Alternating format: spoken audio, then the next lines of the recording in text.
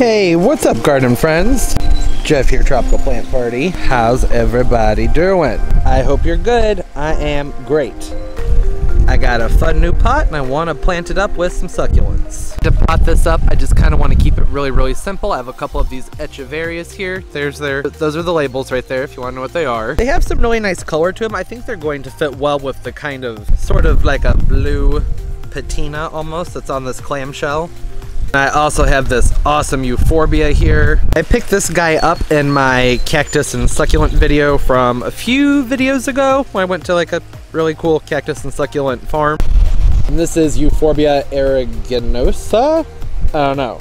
But I liked it a lot because, well, it kind of has sort of like a sea fan sort of shape to it. And I was like, well, that's going to fit well in a clamshell because sea fans, ocean, coral. And then over here to use as the speller out of the front. You know, it looks kind of like a senecio, but it is not. This is Othonna capensis ruby necklace, hardy zones 9 to 11. I think it has really cool texture that should look fun spelling out the front, kind of like seaweed or really some sort of other macroalgae. I know that's not very much, but I just kind of wanted to keep this simple. I had thought about using perennial succulents like sempervivums and some sort of sedum. The problem is I have no idea if this pot is safe to keep outside during the winter time. It might crack, so I'm using houseplant type succulents. And of course, with any planter, first step is to go ahead and get some potting mix in there. This is just a standard all-purpose potting soil that I've added just a little bit of sand to just to help it drain a little bit more freely. I do like to come in here and spread it out up into all these little ridges. That just makes it a lot easier to get everything planted in the long run. And I can already tell that I think that these scallops right here in the front are higher than the back, so that's fun. I don't know why that always seems to be the case with these clamshell planters, why they don't level them out. I know it wouldn't look as cool if they did that, but it would be a lot easier to plant things in them. Okay, and I'm going to start with my trailer with what I want spilling over the front of the pot, and that was this Othanna right here. It is, I've noticed, very delicate, falls apart very easily, so this may not be as easy as other plants have been to divide in the past. I'm not sure. There's some nice roots in there. Also somewhat experimental. Usually I would do this with a senecio, which I know responds just fine to being divided up. This guy though, yeah, I don't really know for sure. I'm just going to gently pull it apart and see what pieces come off kind of naturally and on their own. I'm not going to be very rough with it. Well, that right there alone might be enough. Just to be safe, go ahead and see if this other clump will pull off easily. We've gotten those guys out, and go ahead and set them in here in the front of the planter like so. Look even better if it's in focus, won't it? And wow, this is a really big piece right here. Oh wow, that's gonna cover up everything.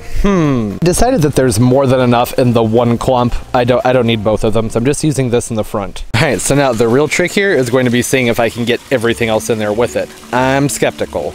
Being very careful with this Euphorbia here. This looks like it already has a little bit of breakage on it. It appears it wasn't really very well rooted in there anyway, so I'm gonna go ahead and use that soil. May as well. All right, so that's one in there, and two. You know, I have a third. I could squeeze it in there, but I don't think that's a good idea, because these echeverias, they're gonna grow. They're gonna keep expanding. I want to leave them a little bit of room since this isn't like an annual planter. Just want to be a little bit more careful as far as space is concerned. Come in here and backfill. And then I went ahead and I used the hose to just kind of rinse the dirt out. If this were going inside and if it were like cool out, I would never use water to clean out the inside of these echeverias because of rot, but it's very toasty. I don't know if I mentioned this, but it's like 96 degrees outside and fairly breezy, so those will dry out fast enough. It'll be okay. It just, you don't, these powdery blue ones, you have to kind of avoid touching them, or else once that powder rubs off, it's gone. And I don't want to use my brush because I need to clean my lens. Okay, and now just to make sure there's a little bit more contrast, and because it's nice to have something to separate the foliage from the soil, I'm adding in this white large grain sand. It's just some sand from the craft store. And then I also have this little piece of quartz here. It's like titanium coated or something to make it extra shiny, but it goes well with the blues, and I thought it would just kind of help give it that whimsical look, especially since I can't find like any giant fake pearls to put in there, even though, you know, pearls don't come from clams, they come from oysters, but a lot of people would say potato potato. And that's it, there it is. I like how it turned out just fine. It's messy, a little bit chaotic. That's actually kind of what I wanted. I wanted this to look natural, as if it were something that actually came out of the ocean. And I really think that this red jewel succulent coming out the front does a very good job of that, as well as the nice texture and shape in the back on that Euphorbia,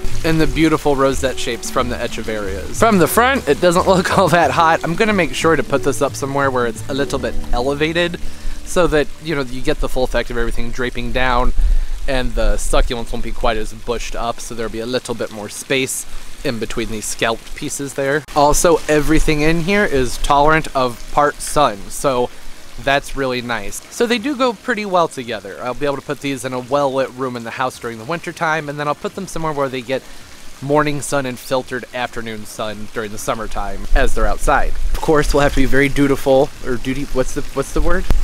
I'm just gonna have to make sure when I bring this inside that it's nowhere that the cats can get to it, because, you know, these euphorbias are toxic, and I need to find out about the stuff in the front. I'll look that up right now, actually.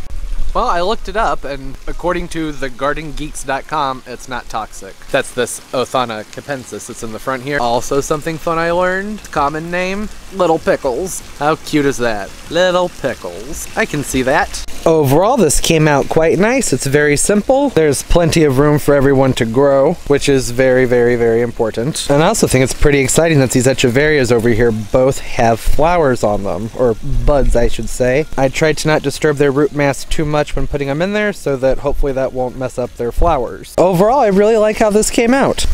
But that's all, just another quick little succulent video. I love tossing succulents together, whether it's complicated or something really, really simple. There's something about them that I just find to be refreshing. Hope everybody's doing well. Comment down below, what have you guys been doing with your succulents this summer? I will get this placed somewhere more appropriate so that it can dangle and the pot will be more visible. That'll probably be in the next upcoming garden tour, or in the previous one. I don't know. Actually, it's gonna be, I'll figure it out. Don't forget to leave the video a thumbs up. It helps a lot. I really do appreciate it. Every single one of those means the world to me, so thank you. Subscribe as well. I upload multiple times a week. I'll link all my social media down below, down there in the roots of the video. Follow me and I'll follow you back. We can look at each other's plant pictures. It's fun seeing everything everybody's doing in their garden. Probably use Instagram more than anything else. Most importantly, everybody, as always, keep on growing. Bye.